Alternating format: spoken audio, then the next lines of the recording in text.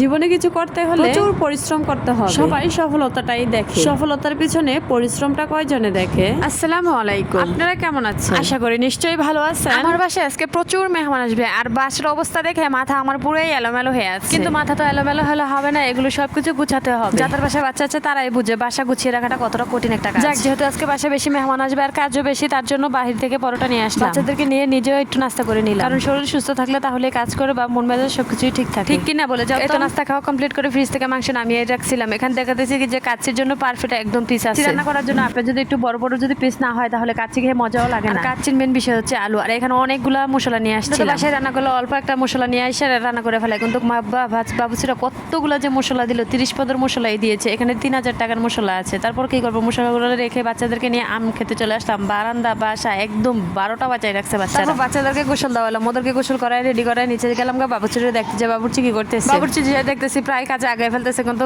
কাচ্চি তো একটু ম্যারিনেট করে ফেলায় রাখতে হয়। আমি বাসায় এসে দেখতেছি আমার খালা একদম অনেক কাজ করে একদম কমপ্লিট করে রেখেছে, বিছানাও একদম পরিপাটি করে রেখেছে। এরকম পরিপাটি বিছানা থাকলে না ভালো লাগে, তাই না? বাচ্চাদের জন্য তো সবসময় পরিপাটি করে বিছানা রাখা যায় না। তারপর আবার নিচে চলে গেলাম, কি করতেছে আজকে আমার পাগুলো একদম ব্যথা হয়ে গেছে, উপরে আর নিচে উঠতে উঠতে। নিচে রান্না করলে একটা সমস্যা, যতই বাবুচি রান্না করুক না কেন নিজে কিন্তু নিশ্চিন্ত হয়ে বসে থাকা যায় না। বাবুচিরা কি করতেছে বা কিভাবে করতেছে সবকিছুই দেখতেও ভালো লাগে, বা নিজে একটু ইয়ে করে দেখতে হবে। তারপর আবার বিছানাগুলো এসে দেখতেছি প্রায় লুটফুট করে ফেলছে। তারপর আমি আবার গুছিয়ে দিয়েছি। তারপর দেখলাম ডাইনিং এর মধ্যে যে 2টা বালতি রয়ে গেছে, ভাবতেছি যে এগুলোকে রান্না করে নিয়ে দিতে হবে। তারপর আমি ভাবলাম মেহমানদের জন্য একটু সেমাই রান্না করি, কিন্তু নারকেল তো না। এখানে আমি বাদাম এবং কিশমিশ নিয়ে নিচ্ছি, এগুলো দিয়ে আমি এখন সেমাই রান্না করবো। সেমাই রান্না করতে যে মনে হচ্ছে যে গুঁড়া দুধ নাই, গুঁড়া দুধের প্যাকেটে বাবুচিদেরকে দিয়ে দিচ্ছি। এখান থেকে একটু গুঁড়া দুধ এনে এই সেমাই দিয়ে দিবো। যাই দেখতেছি যে ওনারা এখন ওনাদের গুঁড়া দুধের কাজ কমপ্লিট করে না। তারপর এই যে আমার ভাইকে আমার বাচ্চাদেরকে দিয়ে একটু ঘুরতে পাঠালাম, আমি নিজেও একটু হাঁটলাম। দেখতেছি আজকে হালকা হালকা বাতাসও আছে। বাবুর্চি বলতেছে একটু কষ্ট হইতেছে বাতাসের মধ্যে রান্না করতে, কিন্তু তাদের তো রান্না করে অভ্যাস আছে। তার জন্য তারা কি করতেছে চারদিকে কি জানি দিয়ে একটা যেমন বাতাস না লাগে ওইরকম ভাবেই রান্না করতেছে। কিন্তু রান্নাটা আমরা যে সময় চাইছি তার একদম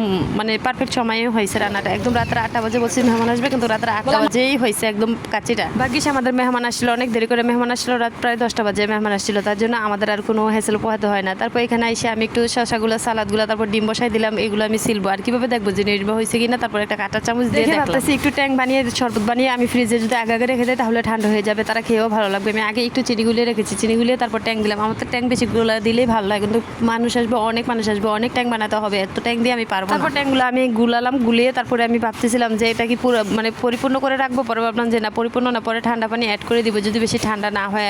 হালকা মানে অর্ধেক করে রেখে দিয়েছি। তারপর আমগুলো ফ্রিজের ভিতরে দেখলাম মাঝখানে রেখে দিয়েছে, ওইগুলো রাখলাম ভিতরে রেখে এখানে আবার চলে আসলাম। দেখতেছি যে ডিমগুলা কি এখন চলতবো নাকি চলবো না। পরে ভাবতেছি যে না, ডিমগুলো ছিলেই ফেলি, কারণ ডিমগুলো পরে দিয়ে আবার ইয়ে হয়ে যাবে। তারপর দেখলাম যে না, এক হাতেই সুন্দর করে ডিমগুলো চুলা হয়ে যাচ্ছে, দেখতেছেন। কারণ কি আমি লবণ দিয়ে সিদ্ধ করেছি, লবণ দিয়ে সবসময় ডিম সিদ্ধ করলে ডিম একদম সুন্দর হয়। তারপর এই যে একটা মনে বুঝে ফেলছে যে বাসায় মেহমান আসবে, একটু নষ্ট হতে হবে, তার জন্য ওর চমক দেখিয়ে দিয়েছি। চমক দেখা শেষ করে আমি আবার সবকিছু গুছিয়ে উপরে তারপর নিচে চলে গেলাম। নিচে যেয়ে দেখতেছি ওনারা এখনও রান্না করতেছে না, রান্নার একদম প্রায় 8টা বেজে যাচ্ছে। আমি তো বলতেছি আমাদের মেহমান চলে আসবে, তারপর তাড়াহুড়া করে আমাদের বাসার উপরে দিয়ে গেছে যে হাড়ি পাতিল করবে না, কিন্তু ওনারা খুলে দেখাই দিয়ে গেছে যে এরকম। কিন্তু মেহমান আস্তে আস্তে একটু ঠান্ডা হয়ে গেছে, একটু বৈশা গেছে, তার জন্য একটু তত একটা, কিন্তু গরম গরম আমরা খেয়েছি, অনেক ভালোই লেগেছে, মজা লেগেছে, অনেক ইয়াম্মি লেগেছে। বাচ্চাদের হাতের বেশি রান্না পছন্দ, অনেক আছে যে বাবুচিদের হাতে রান্না পছন্দ করে। এখানে কাচ্চির সাথে আছে কোক, সালাদ এবং ডিম। অনেক মেহমানের সাথে মেহমানের হেসেলে আর আমার ভিডিও করা হয়নি। তারপর অনেকগুলো কাচ্চি আমাদের বেঁচে গিয়েছিল, এই যে ওখানে বলে আছে, এখানে আছে। তারপরে যে ফ্ল্যাটের সবাইকে দিয়েছি, তারপর আমার খালাকে দিয়েছি, মেহমানদেরকে বক্স ভরে ভরে দিয়ে দিয়েছি। এখানে মেহমান মিষ্টি আনছিল, ওইগুলো খেলাম, খেয়ে একদম শরীর ক্লান্ত হয়ে গিয়েছে দৌড়াদৌড়ি করতে, সবাইকে খাওয়াতে খাওয়াতে। আল্লাহ হাফেজ, সবাই ভালো থেকো, সুস্থ থেকো, ধন্যবাদ।